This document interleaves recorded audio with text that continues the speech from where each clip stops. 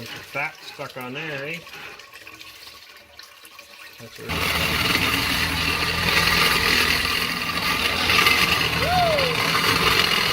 Put your foot on the bottom.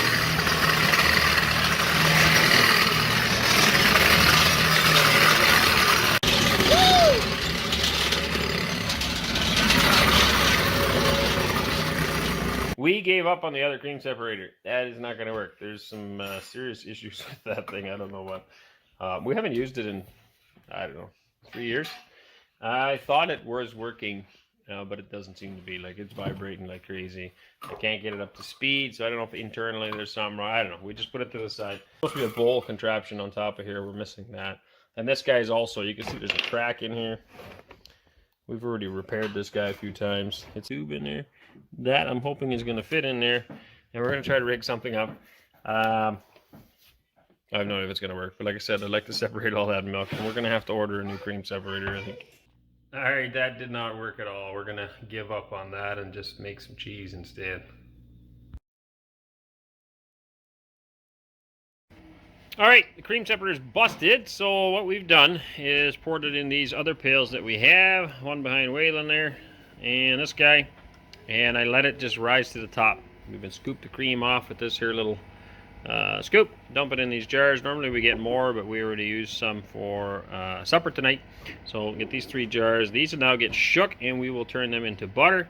The rest of this will be, now we're going to make cheese out of that, so I will pour that into a pot that I can put on the stove, 1 pail at a time, and we will turn that into cheese.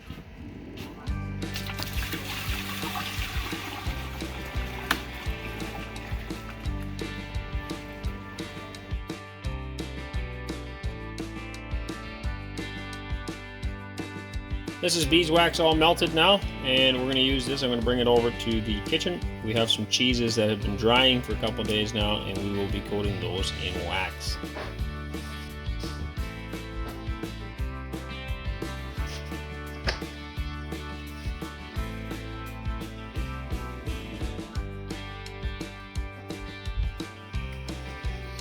So these 3 cheeses here are not, we're not doing these ones yet. They're still we like to leave them to dry for 2-3 days first, so just these other ones. At the moment we're making 4 of these cheeses per day.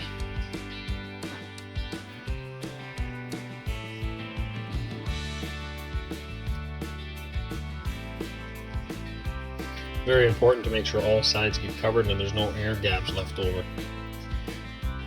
And just to get a good seal on it, we don't want any moisture, or we don't want air getting in there to create mold.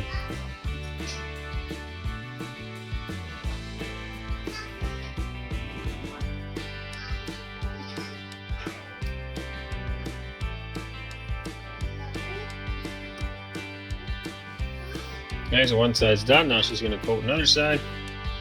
Eventually she'll do the top and the bottom.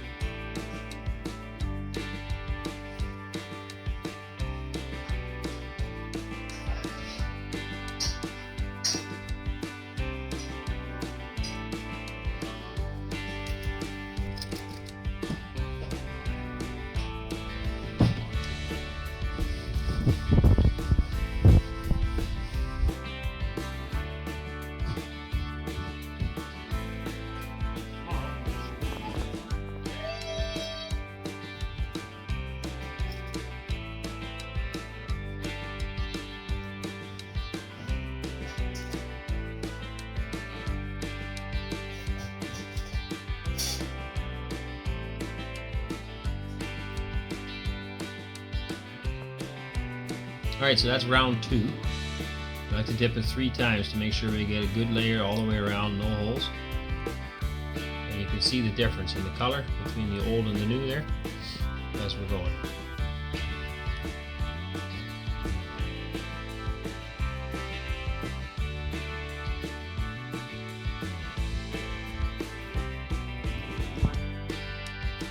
This really isn't that complicated. This is something anybody can do at home. Kind of like glaze on a donut.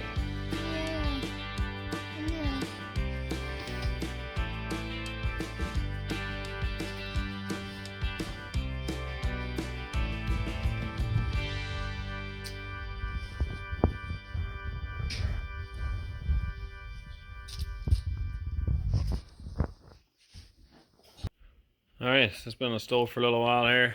You can tell she's plenty hot. Just letting it warm up to the point where it's too warm for my fingers. It's not quite there yet.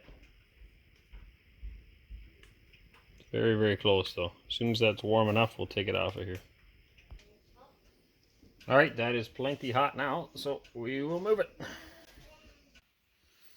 Alright, we use just regular pure white vinegar to separate our milk for the cheese process.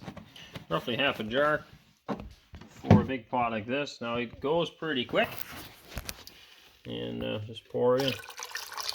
You have to mix it from time to time.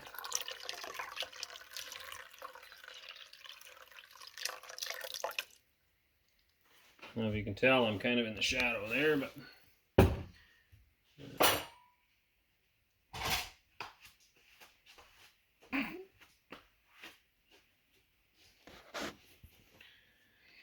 alright, so you can tell now, see how much that's separated, but you can also tell the white that's coming up. I don't know if you can see that in the video or not. And that's still lots of good cream in there. So that's where I like to just give it a stir to make sure that that vinegar gets through and kind of activates with all of the milk.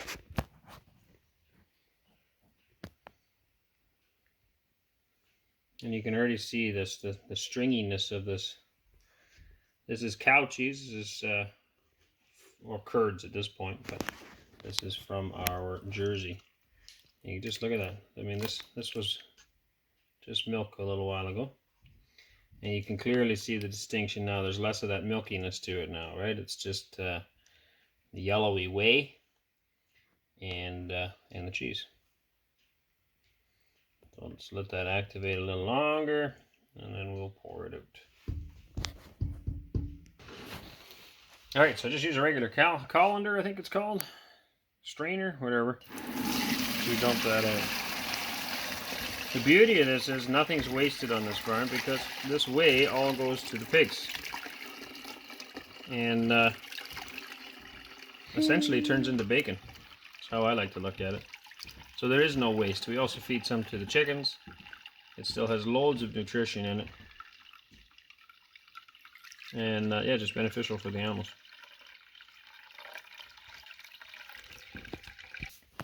So you can see we've got lots here. I'm going to let this strain. I'm going to work with this some more. While I'm working with this though, I wanted to pour this milk in this pot again and get the other one started. Alright, we'll dump this in here. And you can see, I don't know if you can get close enough there, Corrig, and you see the difference in the milk. You can see there's still cream in there. So we've already pulled cream out and we're going to make butter out of that. But there's still lots in there, right? And that's one of the reasons is because we didn't throw it through a cream separator. We're just scooping it off the top. So lots does get left in there. So I'll put that on the stove and then we'll work with that. So we did build a cheese press, and you'll see in one of our older videos, I think it was one of our first videos actually, I made cheese and I put it in the press. And I can still do that, except that like, this is only half of what I'm getting. Like this is a considerable lump here. I got to do the other half yet, and this we're getting every day. So the cheese press isn't working because it's just too much capacity. And what I've been finding here is by kneading this and working with it, you can see the whey that's in here still. I've been just getting that out, and we're drying it up just by working it. That does not seem to work with goat cheese, which is what the earlier video was. This is cow cheese now.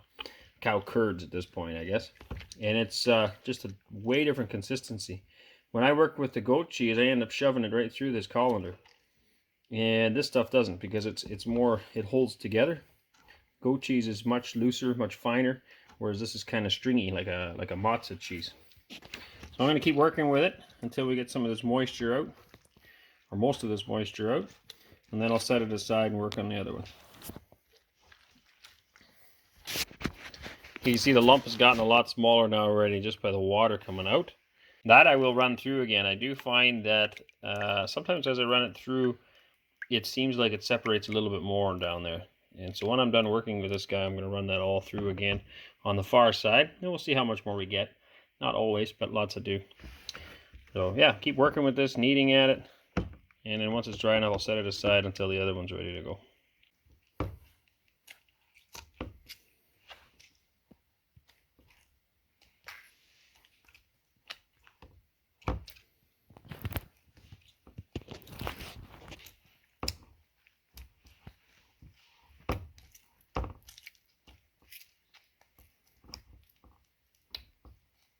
So we'll run it all through one more time here and see what else we get out of there.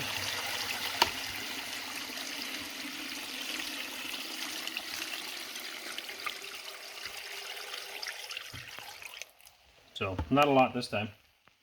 We got most of it the first time around. All we gained was this little tiny bit. Not really worth it, but anyway, it's worth a shot. Okay, now we wait. All right, this is the second one done now. I skipped you the whole process here this time, but this is what I find is so beautiful about this cheese too. Just look at that. All right, it's just nice. Anyway, I'll put that with the other one on this plate, and we'll run all this through here again just to get the last of it, and then I'm going to mix the two together and salt them. See, there's still lots of water in there, so I'll knead these two together. I still find it incredible that we get this much every single day. I mean, that's a lot of cheese. And the butter's already been removed. We've already separated cream and taken the butter out. So, yeah, that's one cow. And she probably could produce more. Definitely if we milk twice a day. We only milk her once a day. If we milk twice a day, we definitely would get more. Yeah, we're only getting 20 liters a day right now. I mean, a really high producing cow will produce more than that. Now, her fat content might be a little higher because of the lower liters. That's arguable as well. But either way, this is a good chunk of cheese.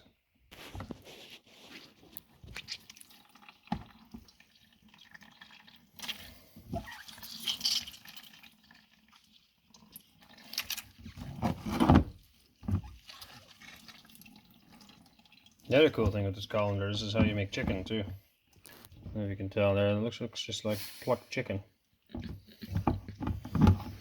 It's not chicken, folks.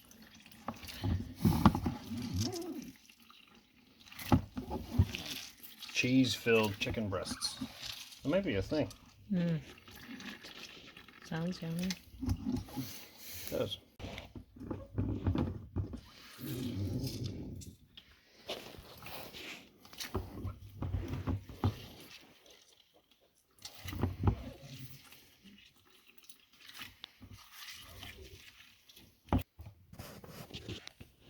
Now this part, I always find it looks like an enormous amount of salt. And I guess in a way it is, but kind of salt till flavor. And it's amazing how much it takes.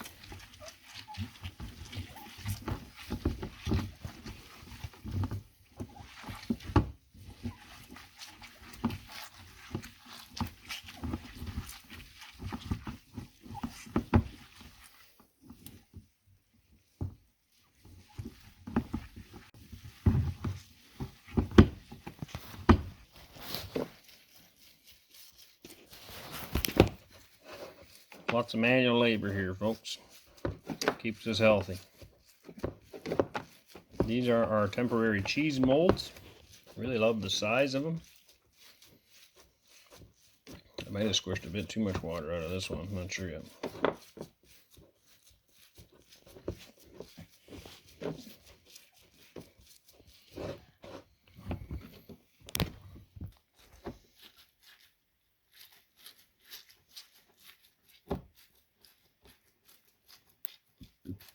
Rubbery cheese. Gooey delicious.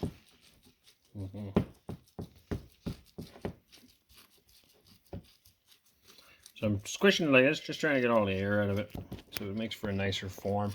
Some of those cheeses from yesterday, you can kind of tell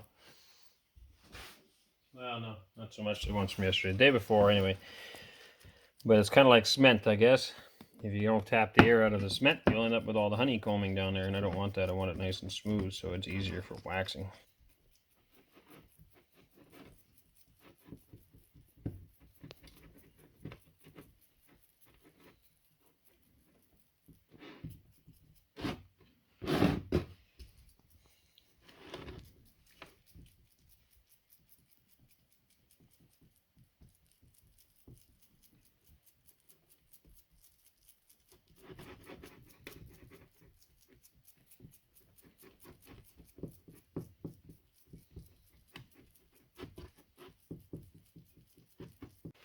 All right, those 4 are done there. I just lay them here now. I'm going to cover them up with this cloth overnight.